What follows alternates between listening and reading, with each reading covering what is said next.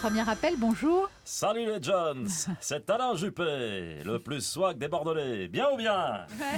Tranquille? Ouais, tranquille. Super cool cette idée de revisiter l'histoire en s'appuyant sur la jeunesse. D'un côté, quelques vieux auteurs expérimentés, et de l'autre, des jeunes interprètes pleins de fougue et d'entrain.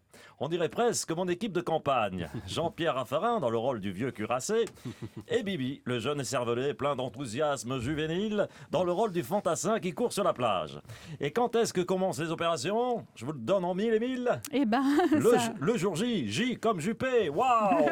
Vraiment top moumoute ce concept, hein.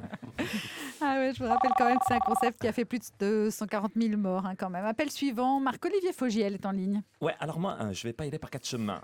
J'ai adoré le spectacle. Bon, évidemment, j'ai pas vu. La troupe est trop importante, ça ferait trop de monde à inviter sur mon divan. Du coup, ça m'intéresse pas vraiment. Mais c'est pas grave, j'ai adoré quand même. En revanche, Valéry Zetoun, il a quand même eu un flair extraordinaire dans le choix des auteurs des chansons. Bah ouais, c'est vrai qu'Aznavour, Goldman, Chamfort, Lemel, c'est remarquable. Mais je te parle pas de ceux qu'il a choisis. Sors un peu le nez de tes fiches, ma vieille. Je te parle de ceux qu'il aurait pu choisir. T'imagines s'il avait demandé à Black M de faire un rap sur le débarquement? Alors il serait vraiment dans la mouise. Genre, si pour un été 44, il avait une date de prévue à Verdun, c'était annulation assurée. Bah ouais. À moins que l'État n'intervienne pour sécuriser le concert, comme l'a proposé François Hollande d'ailleurs ce matin. Appel suivant. Bonjour, c'est Dave. Moi, je serais très content de recevoir toute l'équipe de l'été 44 dans mon émission du côté de chez Dave sur France 3. Ah oui, parce que les Américains qui viennent sauver la France pour leur éviter une défaite cuisante, c'est encore d'actualité. Vous voulez parler de géostratégie? Non, je veux parler concours de l'Eurovision.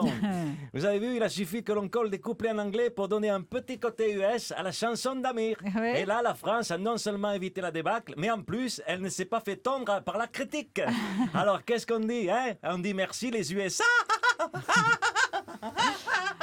Allez, on termine avec quelqu'un d'un peu plus rock'n'roll. C'est son Altesse Sérénissime, Philippe Manœuvre. Non mais au secours quoi, Daniela! Sur la tête de mes Santiago! Mais t'as vendu tes neurones sur le bon coin ou quoi?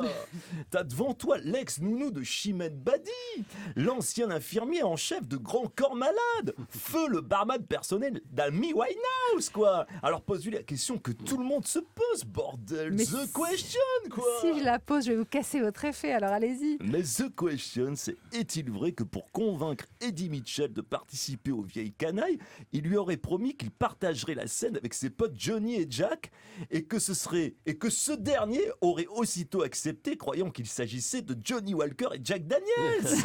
Hein? Et si oui, comment Schmoll a-t-il réagi en découvrant qu'il s'agissait finalement de Johnny Hallyday et Jacques Dutronc?